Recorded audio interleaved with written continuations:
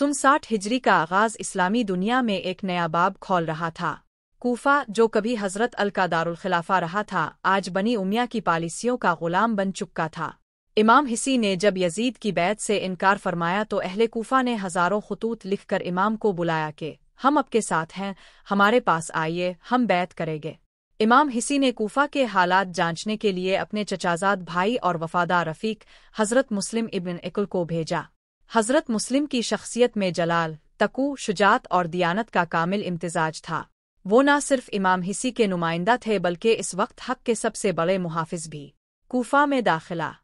जब हज़रत मुस्लिम कूफा पहुंचे तो वहाँ उनका फ़कीराना लेकिन वलवला अंगेज़ इस्तकबाल किया गया। हज़ारों अफराद ने उनकी बैत की। लोगों के दिलों में अहले बैत की मोहब्बत मौजूद थी, लेकिन वक्त के खौफ ने इस मोहब्बत को कमज़ोर कर दिया था। मुस्लिम ने मुख्तार इब्न इब्बी उबैद और हानी बिन उर्वा जैसे अफराद से रवाबित कायम किए ताकि अहले कूफा को मुत्तहिद किया जा सके। इब्न ज़ियाद की आमद। जब यजीद को खबर मिली कि मुस्लिम इब्न इक़ल ने कूफा में क़ियादत संभाल ली है तो इसने उबैदुल्लाह इब्न ज़ियाद को बसरा से कूफा भेजा। उबैदुल्लाह चालबाज, शरीर और सफ़ाक था। इसने सबसे पहले कूफा की फ़िज़ा में दहशत पैदा की। इसने काज़ियों, खतीबों, मालदारों और कबायली सरदारों को ख़रीदना शुरू किया। इब्न ज़ियाद ने धमकियों, रिश्वतों और खौफ की फ़िज़ा बनाकर कूफा के अवाम को मुंतशिर कर दिया। एक एक करके तमाम बैत कुनिंदगान ने मुस्लिम का साथ छोड़ना शुरू किया। हत्ता के मस्जिद कूफा में जब हज़रत मुस्लिम ने नमाज मग़रिब पढ़ाई तो हज़ारों लोग थे, मगर नमाज ख़त्म होते ही वो अकेले रह गए, तन्हाई और बेसरो सामानी। मस्जिद से निकलकर हज़रत मुस्लिम को मालूम हुआ कि कूफा अब उनके लिए ख़तरनाक हो चुका है। हर दरवाज़ा बंद था, हर घर खौफज़दा। मुस्लिम दरबदर कूफा की गलियों में फिर रहे थे। आखिरकार वो तो अलैहिस्सलाम नामी एक नेक खातून के घर पहुंचे। तो अलैहिस्सलाम ने अब को पना दी, पानी दिया, खाना दिया और अब के ज़ख्मों पर मरहम रखा। शहादत की साजिश। इब्न ज़ियाद को खबर मिली कि मुस्लिम तो अलैहिस्सलाम के घर छुपे हुए हैं। इसने अपने गुमाश्तों को भेजा। हज़रत मुस्लिम ने हथियार उठाए और दुश्मनों से खूब लड़े। अकेले ने दर्जनों सिपाहियों को ज़ख्मी किया, कुछ को मारा, लेकिन जब प्यास, भूख और ज़ख्मों ने निडाल कर दिया तो उन्होंने गिरफ्तारी दी। मुस्लिम को रस्सियों में जकड़ कर बेआबरू करके इब्न ज़ियाद के दरबार में लाया गया। इस वक्त के मुअर्रिखीन लिखते हैं कि मुस्लिम का चेहरा ज़ख्मी, लब खुश्क, लिबास फटा हुआ और हाथों में रस्सियाँ थीं, मगर आँखों में जलाल था, लबों पर खामोशी और दिल में इमाम हिसी की मोहब्बत। चैप्टर 2। असीरी, वसीयत और मज़लूमाना शहादत। इब्न ज़ियाद का दरबार।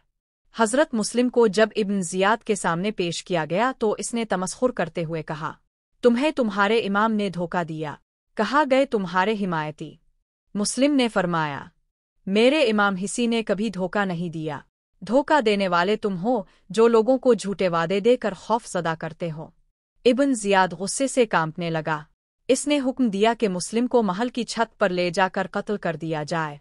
वसीयत के लम्हात।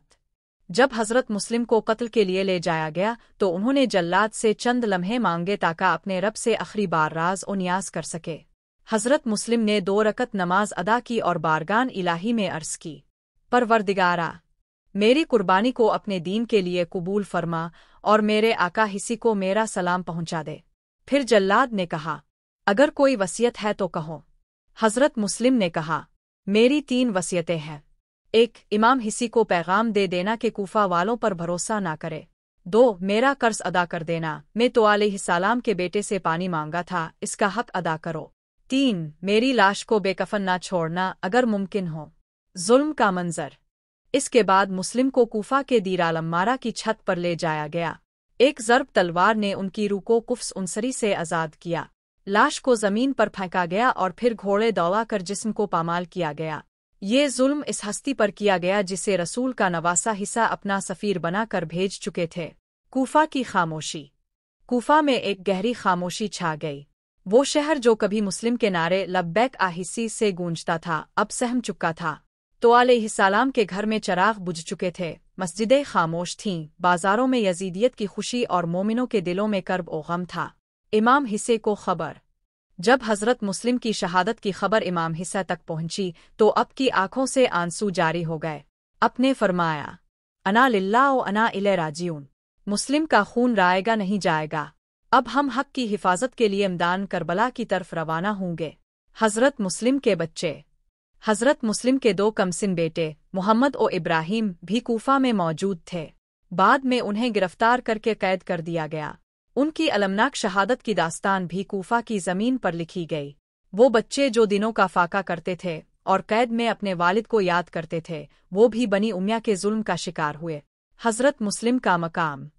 حضرت مسلم ابن عقل وہ پہلے شہید ہیں جو کربلا کے قافلے کی راہ میں قربان ہوئے۔